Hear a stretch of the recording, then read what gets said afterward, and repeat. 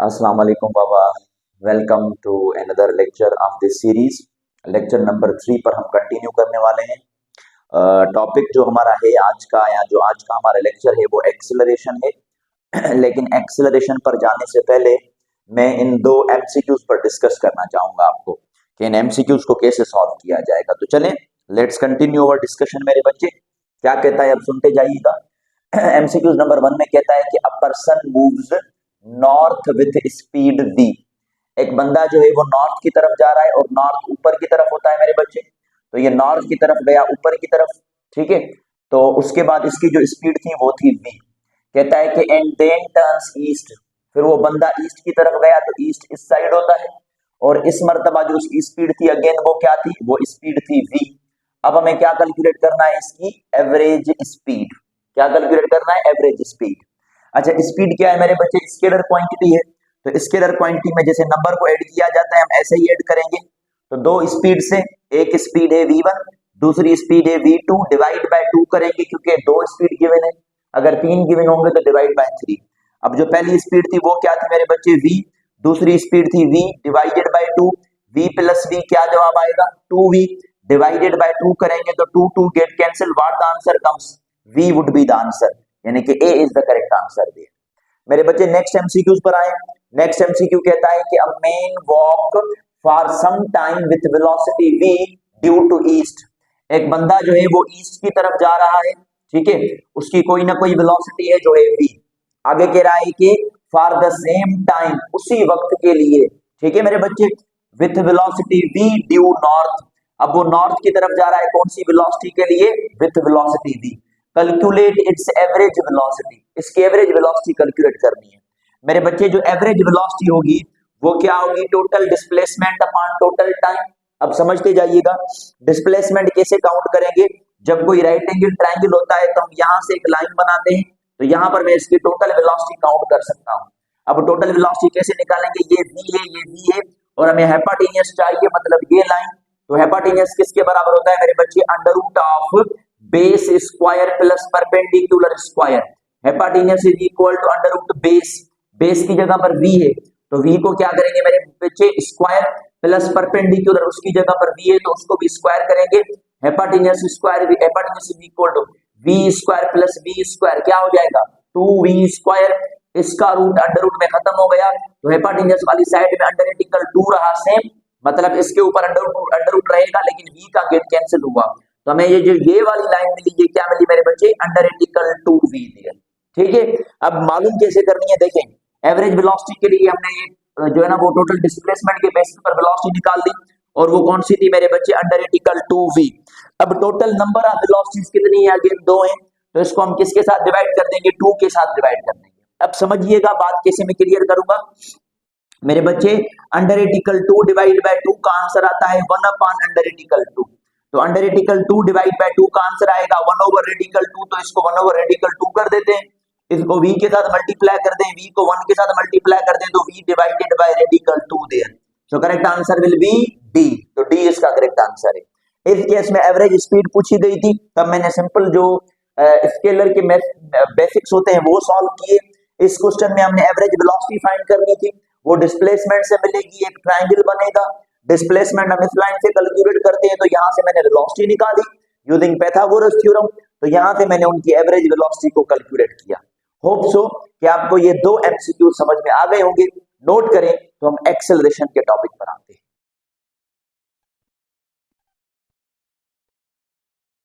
जी मेरे बच्चे, हम अपने उस टॉपिक के ऊपर आते हैं, और टॉपिक है हमारे पास एक्सेलरेशन, जिसको हम तेजी कहते हैं। एक्सेलरेशन क्या है, इस पर हम बहस करेंगे। थोड़ी सी डेफिनेशंस वगैरह है, टर्म्स है, तो उनको क्लियर कर लेते हैं मेरे बच्चे।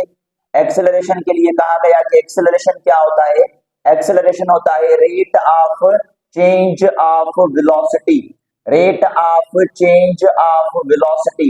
मेरे बच्चे, चेंज ऑफ वेलोसिटी को जाहिर किया जाता है डेल्टा वी के साथ, और रेट वर्ड की माना क्या होती है, विथ रिस्पेक्ट टू टाइम।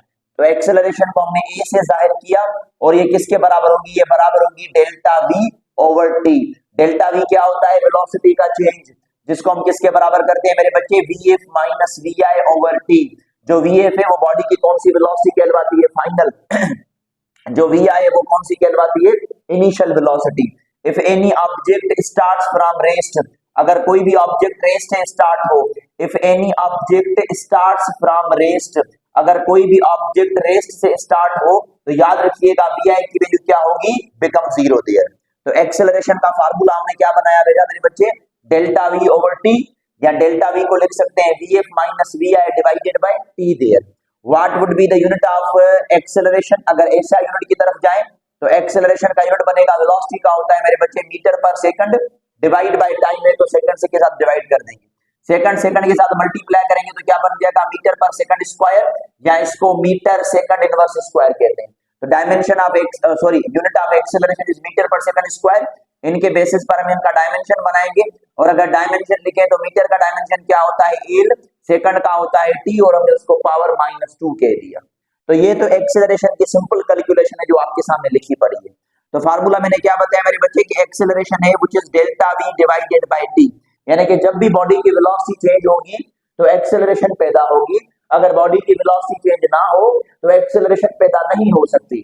तो कंडीशन ये रही कि इफ बॉडी या इफ बॉडी और object is moving with constant velocity, अगर ऑब्जेक्ट या बॉडी किसके साथ मूव करे मेरे बच्चे, कांस्टेंट वेलोसिटी के साथ, अगर बॉडी कांस्टेंट वेलोसिटी के साथ मूव करती है तो उसके मोशन को क्या कहते हैं, उसके मोशन को कहते हैं यूनिफॉर्म मोशन। और यूनिफॉर्म मोशन में बॉडी की जो एक्सेलरेशन है वो किसके बराबर होती है, जीरो की। एक्सेलरेशन क्यों जीरो के बराबर होगी, उसका रीजन क्या है मेरे बच्चे, क्योंकि वेलोसिटी क्या है, कांस्टेंट। हमें एक्सेलरेशन पैदा करने के लिए वेलोसिटी को चेंज करना पड़ेगा, लेकिन वेलोसिटी चेंज नहीं हो रही, इसका मतलब है एक्सेलरेशन पैदा नहीं होगी। तो यूनिफॉर्म मोशन में एक्सेलरेशन की वैल्यू क्या होती है, जीरो के बराबर। हम दूसरा फार्मूला भी डिस्कस करते हैं एक्सेलरेशन को कैलकुलेट करने के लिए, और वो बनता है फार्मूला मेरे बच्चे net force divided by M there. Sir ये फार्मूला कहां से आया, ये फार्मूला न्यूटन के सेकंड लॉ से आता है। तो एक्सेलरेशन को हम कैलकुलेट करते हैं net force divided by mass there. अच्छा, इनके बेसिस पर अगर मैं इसका यूनिट निकालूं तो नेट फोर्स होगा न्यूटन और मास का होगा किलोग्राम। इसका मतलब है कि एक्सेलरेशन का जो दूसरा यूनिट है वो है न्यूटन पर किलोग्राम। और आपने ये पॉइंट याद रखनी है कि जो न्यूटन पर किलोग्राम है या न्यूटन किलोग्राम इनवर्स है मेरे बच्चे, क्योंकि किलोग्राम ऊपर जाएगा तो इनवर्स बन जाएगा, ये बराबर होता है मीटर सेकंड इनवर्स स्क्वायर। सो न्यूटन किलोग्राम इनवर्स या मीटर सेकंड इनवर्स स्क्वायर एक ही बात है, और ये दोनों एक दूसरे के इक्वल होते हैं। काइंडली रिमेंबर दिस वन, याद रखिएगा इस चीज को। उसके बाद इनके बेसिस पर क्वेश्चन आते हैं एक्सेलरेशन के बेसिस पर। मिसाल के तौर पर किसी बुक में एमसीक्यू लिखा पड़ा है कि एक ब्लॉक है, इसका कोई ना कोई मास दिया गया, और मास कितना दिया गया मेरे बच्चे, 5 किलोग्राम। इस पर दो फोर्स लग रही है, एक ऊपर की तरफ लग रही है 3 न्यूटन की, और एक हॉरिजॉन्टल लग रही है 4 न्यूटन की। कैलकुलेट करें कि इसके अंदर एक्सेलरेशन कितनी पैदा होगी। मेरे बच्चे 3 और 4 न्यूटन को देखा जाए तो ये दोनों एक दूसरे के साथ कितनी एंगल बना रहे हैं, 90, मतलब परपेंडिकुलर। अब वेक्टर के पूरे चैप्टर में बता चुका हूं कि अगर 3 और 4 दो फोर्सेज हो या दो वेक्टर्स हो, और दोनों वेक्टर्स एक दूसरे के साथ परपेंडिकुलर हो, दोनों वेक्टर्स एक दूसरे के साथ परपेंडिकुलर हो, तो इनका जो रिजल्टेंट बनता है या जो नेट फोर्स बनता है वो 5 बनता है। अब कैसे 5 बनता है, 90 का रिजल्टेंट क्या होता है, अंडरइटिकल f1 square plus f2 square. तो 3 का स्क्वायर करेंगे और 4 का स्क्वायर करेंगे तो जो नेट फोर्स बनेगा वो क्या बनेगा मेरे बच्चे, अंडरइटिकल 9 प्लस 16। 9 प्लस 16 का क्या जवाब आया, 25, और अंडरइटिकल 25 का क्या आंसर आया, 5 न्यूटन। तो एक्सेलरेशन कैलकुलेट करने के लिए नेट फोर्स मिला 5 Newton, and mass of the body कितना है मेरे बच्चे, 5 किलोग्राम। 5 का पारा 5 पर एक मर्तबा जाएगा, so the answer is 1 Newton पर किलोग्राम और 1 मीटर पर सेकंड स्क्वायर। यानी कि अगर हम एक्सेलरेशन को कैलकुलेट करने चाहें फ्रॉम फोर्स एंड मास तो न्यूटन का सेकंड लॉ आइडिया रिलेट करेंगे, और वो कहता है कि एक्सेलरेशन किसके बराबर है, net force over mass there. Sir अगर 90 की एंगल नहीं बनाए, कोई दूसरी एंगल बनाए, तो सब्र कीजिएगा, जब मैं न्यूटन्स लॉज ऑफ मोशन पढ़ाऊंगा आपको तो वहां पर इस इक्वेशन पर ज्यादा बहस करेंगे। लेकिन एक्सेलरेशन को कैलकुलेट करने का ये फार्मूला भी है जो आपने नोट कर देना है, ठीक है मेरे बच्चे। तो यहाँ से कुछ कंडीशंस को हमने प्रूव किया रिगार्डिंग एक्सेलरेशन। अब सुनते जाइएगा, यहाँ से एक चीज प्रूव हो रही है कि बॉडी में जो एक्सेलरेशन पैदा होती है वो डायरेक्टली प्रोपोर्शनल किसके साथ है मेरे बच्चे, नेट फोर्स के साथ। अगर हम बॉडी पर अप्लाइड नेट फोर्स को डबल कर दें तो एक्सेलरेशन डबल हो जाएगी, और अगर हम अप्लाइड फोर्स को या नेट फोर्स को हाफ कर दें तो एक्सेलरेशन भी क्या हो जाएगी, बिकम्स हाफ देयर। तो acceleration produce in the body is directly proportional to the net force, और अगर एक्सेलरेशन का मास के साथ देखा जाए तो acceleration is inversely proportional to the mass of the body. तो ये दो रिलेशंस आपने याद रखने हैं रिगार्डिंग एक्सेलरेशन। अब यहां से हमने एक चीज प्रूव की मेरे बच्चे, वो नोट पॉइंट आपने याद रखनी है, वो ये कि जो एक्सेलरेशन पैदा हो रही है एक तो वो डायरेक्टली प्रोपोर्शनल है डेल्टा वी के साथ, मतलब वेलोसिटी के चेंज के साथ। बच्चे कंफ्यूज होते हैं, वो सोचते हैं कि शायद एक्सेलरेशन वेलोसिटी पर डिपेंड करती होगी, लेकिन एक्सेलरेशन वेलोसिटी पर डिपेंड नहीं करती। एक्सेलरेशन किस पर डिपेंड करती है? वेलोसिटी के चेंज के ऊपर। और उसके बाद एक रिलेशन ये भी बनाया कि जो एक्सेलरेशन है वो दूसरा किस पर डिपेंड करती है? नेट फोर्स पर। मतलब जिस डायरेक्शन में बॉडी पर नेट फोर्स लगेगा एक्सेलरेशन भी उसी डायरेक्शन में पैदा होगी। तो इन चीजों को हमने फोकस ऑन करना है। तो acceleration either depends upon change in velocity और आइदर डिपेंड्स अपॉन ए नेट फोर्स। नोट करें तो हम मजीद कैलकुलेशंस के ऊपर जाएं। जी मेरे बच्चे, हम कुछ मजीद कैलकुलेशन की तरफ जाएंगे। अब वो कैलकुलेशन आपने कुछ याद रखनी है, ज़हन में रखनी है। मिसाल के तौर पर हम यहाँ पर कुछ कंडीशंस या कुछ केस को डिस्कस करते हैं। अब फर्स्ट केस हमारे पास क्या कहता है, मतलब एक्सेलरेशन कैलकुलेट करने के लिए वो कहता है कि if velocity of the body increase, अगर बॉडी की जो वेलोसिटी है वो इंक्रीज हो जाए, इफ वेलोसिटी ऑफ बॉडी और ऑब्जेक्ट इंक्रीजेस, अगर वेलोसिटी इंक्रीज हो जाए, इसका क्या मतलब है? इसका मतलब है कि जो ऑब्जेक्ट है वो क्या हो जाए, ऑब्जेक्ट स्पीड अप हो जाए, मतलब ऑब्जेक्ट की स्पीड बढ़ जाए मेरे बच्चे। If velocity of the body increase, इस केस में क्या होगा? इस केस में बड़ा सिंपल सा रीजन है कि जो फाइनल वेलोसिटी है वो इनिशियल वेलोसिटी से ज्यादा होगी, बाद वाली वेलोसिटी ज्यादा होगी ना, तभी तो स्पीड अप हुई है। तो अगर यहाँ पर मैं एक्सेलरेशन को कैलकुलेट करूं तो एक्सेलरेशन होगा vf minus vi over t। देखते जाइएगा, अभी vf की वैल्यू बड़ी है, मतलब यहाँ पर बड़ा नंबर आएगा, यहाँ पर छोटा नंबर आएगा। अब बड़े से छोटा माइनस करेंगे तो जवाब पॉजिटिव आता है। इसका मतलब है कि कैलकुलेशन में एक्सेलरेशन का जवाब क्या आया? पॉजिटिव। अब एक्सेलरेशन का जवाब पॉजिटिव आया, इसका क्या मतलब है? इसका मतलब ये है कि acceleration and velocity are parallel. जो एक्सेलरेशन और वेलोसिटी है वो एक दूसरे के साथ क्या है मेरे बच्चे? पैरेलल है। अगर पैरेलल है तो कितनी एंगल बनती है? 0 डिग्री, यानी कि बोथ सेम डायरेक्शन में पॉजिटिव है। If a car is moving towards east with speeding up, एक कार है जो ईस्ट की तरफ जा रही है और उसकी स्पीड बढ़ती जा रही है, तो इसका मतलब है कि एक्सेलरेशन भी किसकी तरफ होगी? ईस्ट की तरफ, because both having the same direction. दोनों का डायरेक्शन क्या है? Same direction. क्यों है? क्योंकि स्पीड क्या हो गई है मेरे बच्चे? स्पीड अप हो गई। अच्छा, उसके बाद नेक्स्ट केस देखिए, केस नंबर 2। केस नंबर 2 में कहता है कि if velocity of the body decrease, अगर बॉडी की जो वेलोसिटी है वो क्या हो जाए मेरे बच्चे? डिक्रीज हो जाए। If velocity of the body decreases, अगर बॉडी की वेलोसिटी डिक्रीज हो जाए, इसका क्या मतलब हुआ? इसका मतलब ये हुआ कि वो जो ऑब्जेक्ट स्पीड अप हो रहा था, अब इस केस में ऑब्जेक्ट क्या हो जाएगा मेरे बच्चे? Speed down. अच्छा, स्पीड डाउन का क्या मतलब है? कि final velocity is less than initial velocity, बाद वाली वेलोसिटी पहले वाली वेलोसिटी से कम हो जाए। सर ये कब हो सकती है? जब एक कार मूव करे और सडनली ब्रेक अप्लाई करे, तो ब्रेक अप्लाई करने में जो बाद वाली वेलोसिटी है वो पहले वाली से कम हो जाएगी। तो vf is less than vi मेरे बच्चे। अब यहाँ पर अगर एक्सेलरेशन कैलकुलेट की जाए तो vf minus vi over t, अब ये वाला जो डिजिट है वो छोटा बनेगा, ये वाला बड़ा बनेगा। अब छोटे से बड़े को माइनस करेंगे तो जो जवाब आएगा वो आएगा नेगेटिव। अब जवाब नेगेटिव होने का क्या मतलब है? नेगेटिव होने का ये मतलब है कि velocity and acceleration are anti parallel. इस केस में जो वेलोसिटी एंड एक्सेलरेशन है मेरे बच्चे वो एक दूसरे के साथ क्या हो जाएंगे? वो एक दूसरे के साथ एंटी पैरेलल हो जाएंगे, मतलब अपोजिट। और एंटी पैरेलल में कितनी एंगल बनती है? 180 डिग्री और 5 रेडियंस। तो क्या वेलोसिटी एक्सेलरेशन के साथ पैरेलल हो सकती है? The answer is yes. क्या वेलोसिटी एक्सेलरेशन के साथ एंटी पैरेलल हो सकती है? The answer is yes. इस केस में क्या हुई? पैरेलल, इस केस में क्या हुई? Anti parallel. अच्छा, अब एंटी पैरेलल का लॉजिक समझिएगा। ये ऐसे कह रहा है कि a car is moving towards north with speeding down. एक कार नॉर्थ की तरफ जा रही है, उसकी स्पीड कम हो रही है, तो एक्सेलरेशन किसकी तरफ बनेगी? अपोजिट। और नॉर्थ का अपोजिट क्या होता है? South there. तो याद रखिएगा कि वेलोसिटी का वही सेम डायरेक्शन होगा जिस डायरेक्शन में गाड़ी जा रही है, लेकिन एक्सेलरेशन का डायरेक्शन क्या हो जाएगा? अपोजिट हो जाएगा। That is the logic here. यहां पर लॉजिक इसका ये है। तो मैं उम्मीद करता हूं कि सेकंड केस आपको समझ गया होगा। उसके बाद थर्ड केस में क्या कहता है मेरे बच्चे? थर्ड केस में हमारे पास कहता है कि if body is moving along circular motion, if body is moving along circular motion, यानी कि एक बॉडी जो है वो मूव कर रही है किस पाथ के अलोंग मेरे बच्चे? सर्क्यूलर पाथ के अलोंग, बॉडी किस पाथ के अलोंग मूव कर रही है, सर्क्यूलर पाथ के अलोंग, कि अगर बॉडी सर्क्यूलर पाथ के अलोंग मूव करे तो क्या होगा।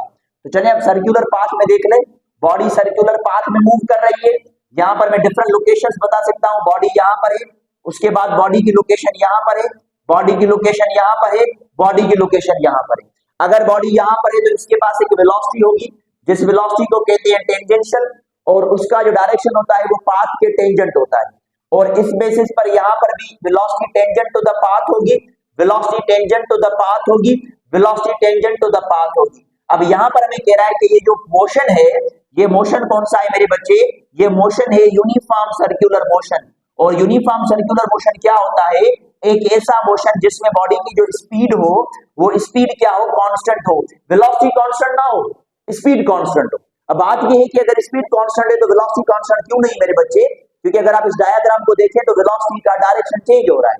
कैसे डायरेक्शन चेंज हो रहा है, समवॉट यहाँ पर डायरेक्शन है, समवॉट यहाँ पर है, समवॉट यहाँ पर है, समवॉट यहाँ पर है, तो हर जगह पर डायरेक्शन चेंज हो रहा है ना। तो for that reason direction change होने पर भी एक्सेलरेशन पैदा होगी, और यहाँ पर जो एक्सेलरेशन पैदा होगी वो टुवर्ड्स सेंटर होती है। वो कौन सी होती है मेरे बच्चे, टुवर्ड्स सेंटर, मतलब सेंटर की तरफ। बात यह है कि यहाँ पर वेलोसिटी और एक्सेलरेशन के दरमियान में कितनी एंगल बनती है, इस केस में बनती है 90 degree. So whenever body is moving along circular path, अगर बॉडी सर्कुलर पाथ में मूव कर रही है, कौन से मोशन में, यूनिफॉर्म सर्कुलर मोशन में, तो उस केस में बॉडी की वेलोसिटी जो है वो एक्सेलरेशन से कितनी एंगल बनाती है, 90 डिग्री, यानी परपेंडिकुलर। यहां पर एक्सेलरेशन पैदा क्यों हुई, क्योंकि वेलोसिटी का डायरेक्शन चेंज हुआ है, मैग्नीट्यूड चेंज नहीं हुआ। सर मैग्नीट्यूड चेंज हो तो क्या होगा, तब भी एक्सेलरेशन पैदा होगी, लेकिन यहां पर जो हम बहस कर रहे हैं वो डायरेक्शन का बहस कर रहे हैं। तो बात यह है कि जब भी वेलोसिटी का डायरेक्शन चेंज होगा तब भी एक्सेलरेशन पैदा होगी, और जब स्पीड चेंज हो तब भी एक्सेलरेशन पैदा होगी। तो अब मैं एक दो पॉइंट्स लिख देता हूं, आपको आइडिया मिल जाएगा कि एक्सेलरेशन बॉडी के अंदर कब कब पैदा हो सकती है। तो पहली पॉइंट ये है मेरे बच्चे कि अगर बॉडी की स्पीड कांस्टेंट हो, बॉडी की जो स्पीड हो वो क्या हो मेरे बच्चे, कांस्टेंट, बॉडी की स्पीड कांस्टेंट हो, लेकिन बॉडी जिस डायरेक्शन में जा रही है वो डायरेक्शन चेंज हो रहा हो, जैसे सर्कुलर पाथ है, तो सर्कुलर पाथ में स्पीड कांस्टेंट है, डायरेक्शन चेंज हो रहा है, तो यहां पर एक्सेलरेशन पैदा होगी, मतलब नॉन जीरो। सेकंड पॉइंट क्या कहता है, सेकंड पॉइंट कहता है कि अगर बॉडी की जो स्पीड है वो चेंज हो रही है, बॉडी की स्पीड चेंज हो रही है, लेकिन जो डायरेक्शन है वो क्या है, डायरेक्शन कांस्टेंट है, मतलब डायरेक्शन चेंज नहीं हो रहा, तो इस केस में भी तो स्पीड चेंज हो रही है ना, आइदर स्पीडिंग अप और स्पीडिंग डाउन। तो अभी बताया कि यहां पर भी एक्सेलरेशन पैदा होगी, यानी नॉन जीरो। अब तीसरी कंडीशन क्या कहता है, व्हिच इज इंपॉर्टेंट, कि अगर बॉडी की स्पीड कांस्टेंट हो, अगर बॉडी की स्पीड कांस्टेंट हो और डायरेक्शन ऑफ मोशन भी कांस्टेंट हो, तो इस केस में क्या एक्सेलरेशन पैदा होगी, the answer that acceleration does not produce, क्योंकि बेटा एक्सेलरेशन पैदा होती है कि जब वेलोसिटी में चेंज आए, फिर चाहे वो मैग्नीट्यूड में चेंज आए, चाहे डायरेक्शन में चेंज आए, चाहे दोनों में चेंज आए, लेकिन अगर दोनों कांस्टेंट हैं तो इस केस में बॉडी के अंदर तेजी पैदा नहीं हो सकती। So if a body is moving with a constant velocity, जैसे मैंने पहले समझाया आपको कि अगर बॉडी मूव करे कांस्टेंट वेलोसिटी के साथ, if a body is moving with a constant velocity, मेरे बच्चे अगर बॉडी कांस्टेंट वेलोसिटी के साथ मूव करे तो इस केस में एक्सेलरेशन क्या होगी, जीरो। और याद रखिएगा कि जब बॉडी के अंदर एक्सेलरेशन जीरो होती है, इसका मतलब है कि बॉडी के ऊपर नेट फोर्स नहीं लग रहा। तो ये कंडीशन ये भी बताती है कि जो बॉडी पर लगने वाला नेट फोर्स है उसकी वैल्यू भी क्या है, बिकम जीरो होती है। तो मैं उम्मीद करता हूं कि आपको ये कंडीशन, तीन केसेस समझ में आ गए होंगे। ये तीन केसेस इन बेसिस पर हम एक्सप्लेन करेंगे। जल्दी से नोट कर लें, हम मजीद केसेस और कैलकुलेशन की तरफ आना चाहेंगे। मेरे बच्चे मैं कुछ मजीद कैलकुलेशन की तरफ आऊंगा, कुछ मजीद केसेस की तरफ आऊंगा, सारी चीजें क्लियर करवाते जाऊंगा मैं। आइडिया आपने ध्यान में रखना जाना है और कॉपी पर हर चीज को नोट करते जाना है। अब सुनिएगा, हमें कहा गया कि क्या ऐसी कंडीशन पॉसिबल है, इसको मैं केस 4 कंसीडर कर देता हूं। क्या ऐसी कंडीशन पॉसिबल है जिसमें बॉडी की वेलोसिटी भी जीरो हो और एक्सेलरेशन भी जीरो हो? Is it possible that velocity of the body is zero and acceleration is zero? जवाब दिया गया यस, ये कंडीशन पॉसिबल है मेरे बच्चे, और ये तब पॉसिबल है जब ऑब्जेक्ट किसमें हो, जब ऑब्जेक्ट हो रेस्ट में। तो याद रखिएगा कि अगर ऑब्जेक्ट ग्राउंड पर खड़ा है, अगर ऑब्जेक्ट ग्राउंड पर खड़ा है, अगर वो रेस्ट में है, तब मैं कहूंगा कि दोनों की वैल्यू क्या है, जीरो होती है। उसके बाद हम केस 5 के ऊपर आते हैं मेरे बच्चे।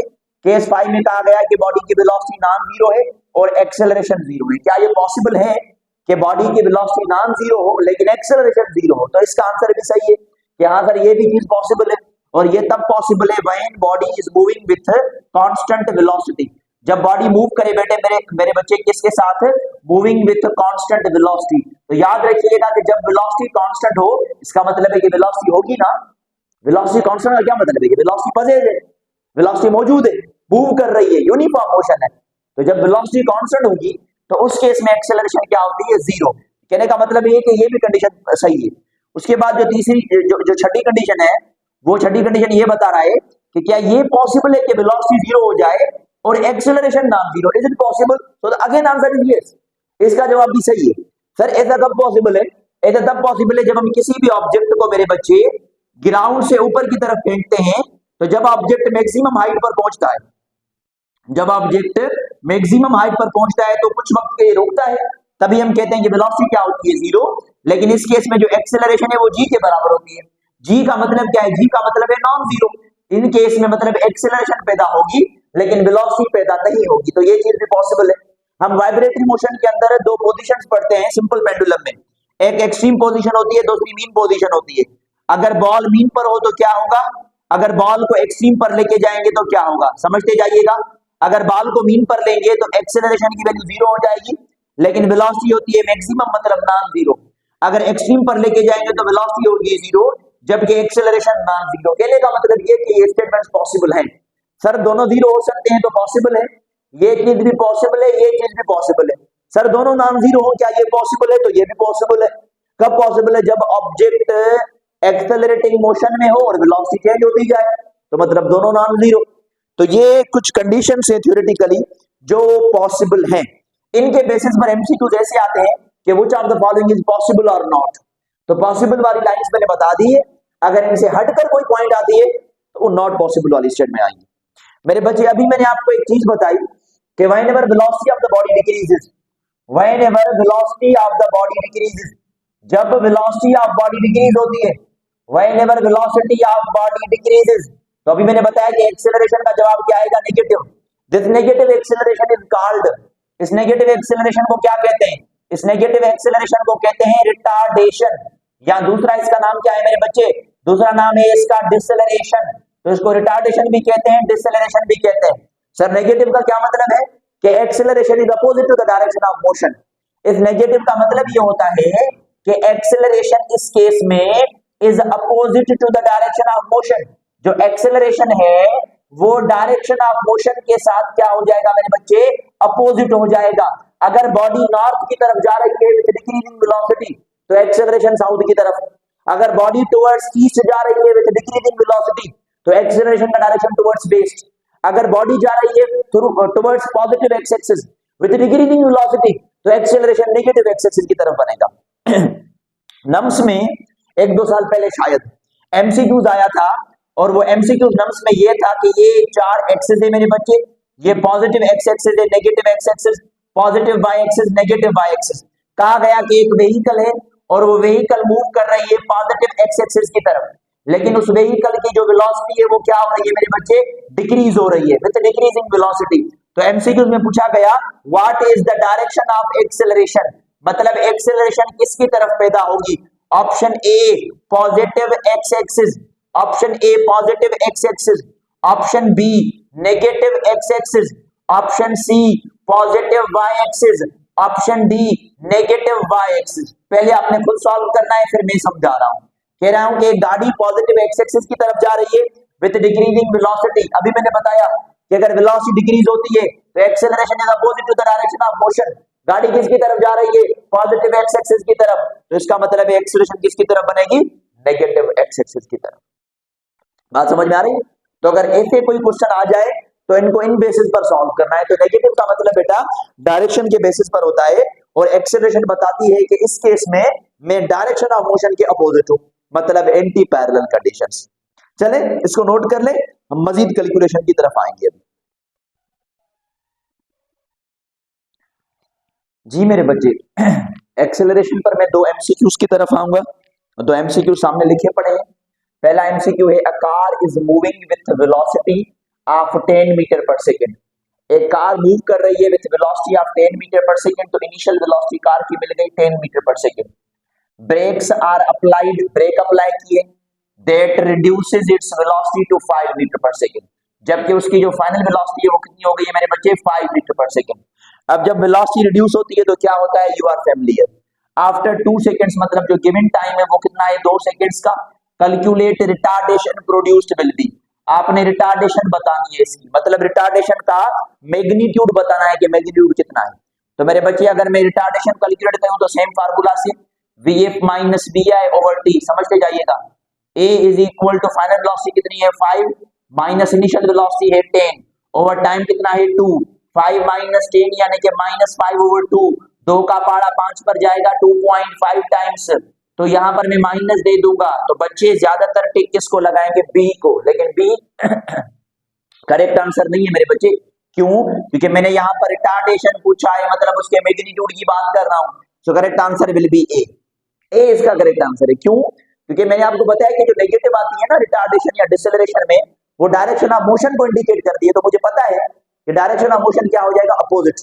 लेकिन जो मैग्नीट्यूड होगा हमें वो बताना है क्वेश्चन में। तो जब भी किसी एमसीक्यूज में रिटार्डेशन पूछे या किसी भी एमसीक्यूज में डिसेलरेशन पूछे तो आपने जवाब नेगेटिव नहीं लिखना, आपने जवाब किसको टिक करना है, पॉजिटिव को टिक करना है। इवन के आप सॉल्व करेंगे तो जवाब नेगेटिव भी आएगा। नेक्स्ट एमसीक्यू है, कहता है कि an object is moving with velocity of 5 metre per second, एक ऑब्जेक्ट है जिसकी इनिशियल वेलोसिटी है 5 मीटर पर सेकंड, ठीक है मेरे बच्चे, प्रोड्यूसेस अ यूनिफॉर्म एक्सेलरेशन, उसके अंदर यूनिफॉर्म एक्सेलरेशन पैदा होती है कितनी, 2 मीटर पर सेकंड स्क्वायर की। हमने टाइम कैलकुलेट करना है, कितना टाइम लगा उस पाथ को, उस मोशन को कवर करने में, when its velocity becomes double, जब उसकी जो फाइनल वेलोसिटी है वो इनिशियल वेलोसिटी का डबल हो जाए, मतलब 2vi। अगर ये 5 है तो ये कितनी होगी, डबल, मतलब 10 हो गई। तो एक्सेलरेशन कैलकुलेट करने का फार्मूला क्या था, Vf minus Vi over T. यहां से टाइम मालूम करना है तो टाइम यहां लेके जाएं, ए यहां पर लेके जाएं, तो t बराबर होगा Vf minus Vi over A. Final velocity कितनी है मेरे बच्चे, 2vi minus Vi over A. t is equal to 2vi से 1vi चली जाए तो जस्ट Vi बचेगा over acceleration. Initial velocity question में कितनी गिवन है, 5, एक्सेलरेशन कितनी गिवन है, 2, 2 का पारा 5 पर कितने मरतबा जाएगा, 2.5। सो correct answer will be A, 2.5 seconds. हमने टाइम को कैलकुलेट कर लिया, ठीक है। तो मैं उम्मीद करता हूं कि आपको ये आइडिया नेट हो गया या समझ आ गया होगा कैसे सॉल्व करना है। ये सारे अरेंजमेंट आपके सामने लिखे पड़े हैं। याद रखिएगा, अगर किसी क्वेश्चन में रिटार्डेशन पूछ रहा है तो आपने जवाब नेगेटिव टिक नहीं करना, आपने जवाब क्या टिक करना है, पॉजिटिव, क्योंकि वो रिटार्डेशन पूछ रहा है, वो नेगेटिव की वैल्यू पहले से पूछ रहा है, तो आपने पॉजिटिव जवाब देना है, तभी वो अरेंजमेंट बनेगी। उससे नोट कर लें, हम मजीद कैलकुलेशंस की तरफ जाएं। जी मेरे बच्चे, एक बड़े मजेदार एमसीक्यूज की तरफ आते हैं। इसके अंदर सारे आइडिया रिलेट होंगे जो भी मैंने आपको समझाए, कैसे सॉल्व करेंगे चलिए देखें। कहता है कि अ car is moving towards south with this velocity, एक कार है जो मूव कर रही है initial velocity 5 metre per second के साथ, लेकिन उसका डायरेक्शन किसकी तरफ है मेरे बच्चे, साउथ की तरफ। ओके, प्रोड्यूसेस एक्सेलरेशन ऑफ 2, उसमें एक्सेलरेशन पैदा हो रही है 2 मीटर पर सेकंड स्क्वायर, लेकिन मजे की बात यह है कि एक्सेलरेशन का डायरेक्शन नॉर्थ है। तो अभी मैंने आपको बताया कि जब एक्सेलरेशन रिवर्स हो जाए तो वो माइनस हो जाती है, तो यहां पर मैं लिखूंगा माइनस द हकीकत। बात समझ में आई, क्योंकि वो डायरेक्शन रिवर्स हो गया ना नॉर्थ की तरफ, so that is the reason here. Calculate velocity, मतलब Vf आपने कैलकुलेट करनी है मेरे बच्चे, और कितने सेकंड्स के बाद, टाइम ऑफ 2 सेकंड्स, 2 सेकंड्स के बाद। सॉल्व करें मेरे बच्चे, एक्सेलरेशन किसके बराबर होती है, Vf minus Vi over T. There एक ही जगह पर वैल्यू प्लेस करेंगे, -2 लिखना है, +2 नहीं। क्यों, क्योंकि गाड़ी जा रही है साउथ की तरफ, एक्सेलरेशन किसकी तरफ है, नॉर्थ की तरफ, तो डायरेक्शन रिवर्स हो गया, ठीक है। तो -2 इज इक्वल टू Vf मालूम करना है, माइनस इनिशियल वेलोसिटी कितनी है 5, और गिवन टाइम कितना है मेरा बच्चा, गिवन टाइम है 2, ये 2 इस साइड चला जाएगा, तो minus into 2 is equal to Vf minus 5, जरब करेंगे तो -4, Vf माइनस 5, माइनस का 5 इस साइड आएगा तो प्लस का, तो Vf हो जाएगा 5 माइनस 4, ये 5 इस साइड चला आया, ये माइनस का 4 सेम, 5 माइनस 4 क्या जवाब आया, 1 मीटर पर सेकेंड। तो Vf तो मुझे मिल गई, या तो A होगा या तो B होगा। अब ऑप्शन आपने बताना है कि वो या तो साउथ होगा या तो नॉर्थ होगा। तो समझिएगा भाई, गाड़ी की वेलोसिटी डिक्रीज हुई है ना, तभी तो एक्सेलरेशन नेगेटिव हुई। तो वेलोसिटी डिक्रीज करने से, स्पीड कम करने से गाड़ी पीछे नहीं लौटेगी, गाड़ी का डायरेक्शन फिर भी सेम होगा, मतलब गाड़ी जिस डायरेक्शन में जा रही है तो गाड़ी उसी डायरेक्शन में जाएगी। तो पहले गाड़ी का डायरेक्शन क्या था मेरे बच्चे, मूविंग टुवर्ड साउथ, तो अब भी किसकी तरफ जाएगी, साउथ की तरफ जाएगी। तो करेक्ट आंसर विल बी ए। मैं कोई एक्सेलरेशन नहीं पूछ रहा, मैं वेलोसिटी पूछ रहा हूं। तो वेलोसिटी का वही डायरेक्शन होता है जो डायरेक्शन ऑफ मोशन होता है मेरे बच्चे। तो याद रखिएगा कि वेलोसिटी जो पैदा हुई वो 1 मीटर पर सेकंड हुई, लेकिन किसकी तरफ पैदा हुई, साउथ की तरफ। तो मैं उम्मीद करता हूं कि आपको ये एमसीक्यू समझ में आ गया होगा और इसके जितने सारे आइडियाज हैं वो भी आपको एक्सप्लेन होते जाएंगे। चलिए अब हम मूव करेंगे टाइप्स ऑफ एक्सेलरेशन। जी मेरे बच्चे, हम टाइप्स ऑफ एक्सेलरेशन की तरफ जाएंगे और टाइप्स ऑफ एक्सेलरेशन में जो पहली टाइप है उसको मैंने लिख लिया है, एवरेज एक्सेलरेशन। अच्छा, एवरेज एक्सेलरेशन क्या होगी, मैं कल इसके ऊपर ज्यादातर बहस कर चुका हूं वेलोसिटी वाले केस में। तो एवरेज एक्सेलरेशन क्या होती है मेरे बच्चे, एवरेज एक्सेलरेशन होती है total change in velocity, velocity में कितनी टोटल चेंज आई divided by total change in time या टोटल टाइम, इसको क्या कहते हैं, average acceleration. So what would be the average acceleration, total change in velocity per given total change in time, या पूरे पाथ में जो टोटल टाइम गिवन है उसको हम डिस्कस करते हैं एवरेज एक्सेलरेशन में। एक एमसीक्यू लिख देता हूं मैं, अ car is moving, a car is moving with 4 gear changes, एक कार मूव कर रही है 4 गियर चेंज करने के बाद, with 4 gear changes, with velocity of, कितनी वेलोसिटी मेरे बच्चे, 15 metre per second, 20 metre per second, 25 metre per second, 30 metre per second, for 4 successive seconds, for 4 successive seconds, मतलब 4 सक्सेसिव सेकेंड्स लगे। कैलकुलेट एवरेज एक्सेलरेशन, हमें क्या कैलकुलेट करनी है बेटा, इसकी एवरेज एक्सेलरेशन कैलकुलेट करनी है। कह रहा है कि एक कार मूव कर रही है, उसमें 4 गियर चेंज आ रहे हैं, 4 गियर चेंज का मतलब है कि वेलोसिटी चेंज हो रही है। पहले गाड़ी की कितनी वेलोसिटी 15, फिर 20, फिर 25, फिर 30, तो एवरेज एक्सेलरेशन क्या होगी, टोटल चेंज इन वेलोसिटी। अब टोटल कैसे निकालेंगे सुनिएगा, ये 15 पहले वाली थी, ये 30 लास्ट वाली है, तो कैसे करेंगे, ये जो फाइनल है 30, इससे माइनस करेंगे इनिशियल 15। सर बीच वाली कहां से गई, बीच वाली सारी की सारी इसके अंदर चली गई, समझ रहे मेरी बात। तो मैंने पूरे टर्म्स इसके अंदर इंक्लूड कर दिए, डिवाइड बाय जितना टोटल इंटरवल ऑफ टाइम आ रहा है, 4 सक्सेसिव सेकंड्स। 4 सक्सेसिव सेकंड्स कैसे होते हैं, 1 से 2, 2 से 3, 3 से 4, समझ में आ रही है मेरी बात।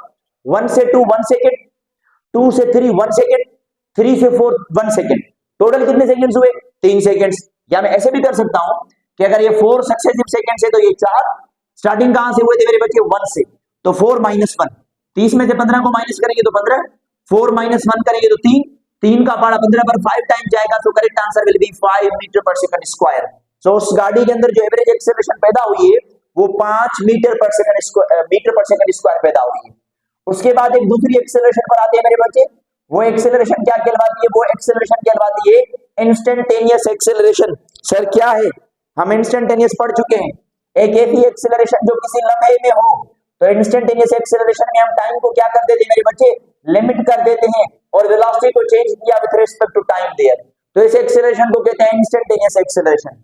व्हेन इंस्टेंटेनियस एक्सेलरेशन, जब बॉडी की इंस्टेंटेनियस एक्सेलरेशन और एवरेज एक्सेलरेशन बराबर होती है तो बॉडी किसके साथ मूव करती है मेरे बच्चे, body is moving with uniform acceleration.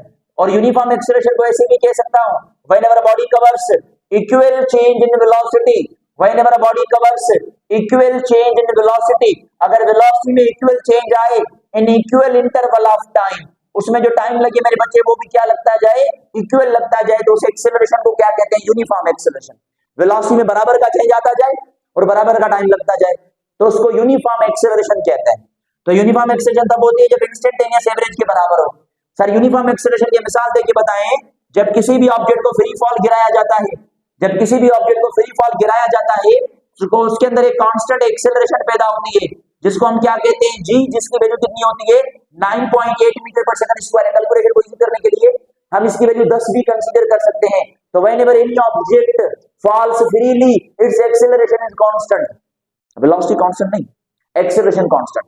Sir velocity कैसे चेंज होती है, वेलोसिटी बराबर के रेट के हिसाब से चेंज होती है, ठीक है मेरी बात।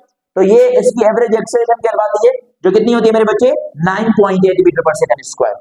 तो मैं उम्मीद करता हूं कि आपको ये टाइप और ये लॉजिक समझ में आ गया होगा इनका। इसको हम यहीं पर एंड अप करते हैं लेक्चर को। लेक्चर काफी लंबा होता जा रहा है। इंशाल्लाह हम नेक्स्ट क्लास में कंटिन्यू करेंगे इसके कुछ एमसीक्यूज के बाद मूव ऑन करेंगे हम इक्वेशन ऑफ मोशन पर। तो जो कल वाला लेक्चर हमारा होगा वो इक्वेशन ऑफ मोशन के बेसिस पर होगा। तो चलिए इंशाल्लाह आपसे कल मुलाकात होती है, तब तक के लिए अपना ख्याल रखें और अल्लाह हाफिज।